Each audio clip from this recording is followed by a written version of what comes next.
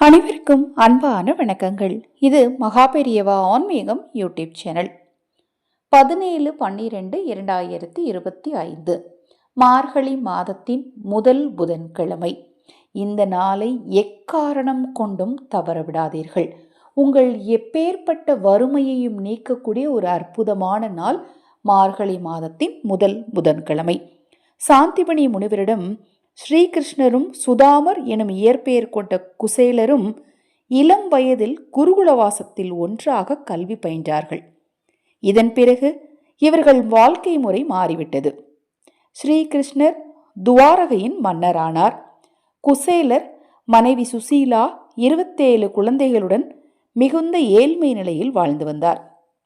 அவர் இருக்கும் இடத்தில் பலர் துவாரகை மன்னர் கிருஷ்ணரின் வள்ளல் தன்மையை பற்றி பேசுவதை கேட்டு அவருக்கும் தனது பாலிய நண்பரை பார்த்து உதவி கேட்க வேண்டும் என்று எண்ணம் தோன்றுகிறது.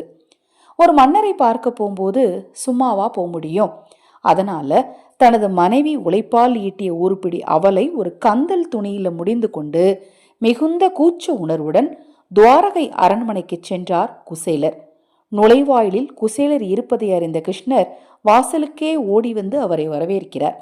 குசேலருக்கு மிக்க அன்போடு ராஜ உபச்சாரம் பண்ணி தன்னுடைய சிம்மாசனத்துல அவரை உட்கார வச்சு அவருக்கு பாத பூஜை செய்தார். ருக்மணி அவருக்கு சாமரம் வீசுறாங்க. அங்கு அவருக்கு நடந்த விருந்து உபச்சாரத்திற்கு பிறகு ஸ்ரீகிருஷ்ணர், நண்பா, எனக்கு என்ன கொண்டு வந்த அப்படின்னு கேட்கிறார். மகாராஜாவான கிருஷ்ணருக்கு எப்படி தான் கொண்டு வந்த அவளை கொடுப்பது அப்படின்னு குசேலர் தயங்கினார். ஆனால் குசேலர் மறைத்து வைத்திருந்த அவளை பார்த்த கிருஷ்ணர் உடனே அதை அவரிடமிருந்து பிடுங்கி ஒருபடி அவளை வாயில போட்டு அட்சய அப்படிங்கிற வார்த்தைய சொல்றாரு. அவர் அப்படி சொன்ன உடனேயே, நான் ஏற்கனவே சொன்னேன் இல்லையா, குசேலர் தன்னுடைய 27 குழந்தைகள் மற்றும் தன்னுடைய மனைவியோட மிகுந்த ஏழ்மை நிலையில வசித்துட்டு இருந்தார்.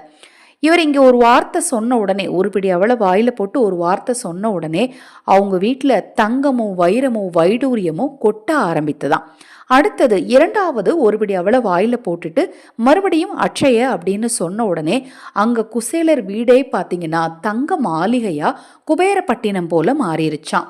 மூன்றாவது படி அவளை எடுத்த உடனே மகாலட்சுமி தாயார் ஓடி வந்தாங்களாம். கிருஷ்ணா, இந்த ஒருபடி அவளையும் நீங்க வாயில போட்டீங்க அப்படின்னா நானே குசேலர் வீட்டுக்கு போய் உக்காந்துக்க வேண்டியதுதான் அப்படின்னு சொன்னாங்களாம்.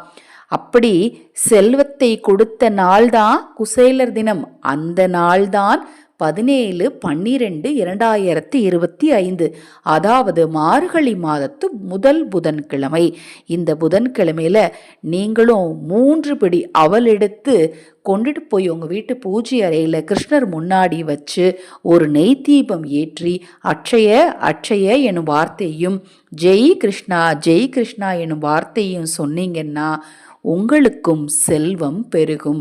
குறிப்பாக குசேலரின் வறுமையை நீக்கிய தினத்தில் குசேலர் செய்த அதே விஷயத்தை நீங்களும் செய்தால் செல்வந்தராகும் யோகம் ஏற்படும். தரித்திரம், குசேலருக்கு இருந்த தரித்திரமே நீங்கியது. அப்படிங்கும் போது நம்மளுடைய தரித்திரமோ வறுமையோ நிச்சயமாக நீங்கும். இந்த நாளை தவறவிடாதீர்கள். இரவுக்குள்ள நேரம் கிடைச்சாலும் இப்ப நான் சொன்ன இந்த சூட்சமத்தை செய்யுங்க. அதை போல இன்றைய நாளில் அவளை தானம் செய்வதும் கூடுதல் சிறப்பு. மீன்களுக்கு அவளை கொண்டு உணவளிப்பதும் கூடுதல் சிறப்பு.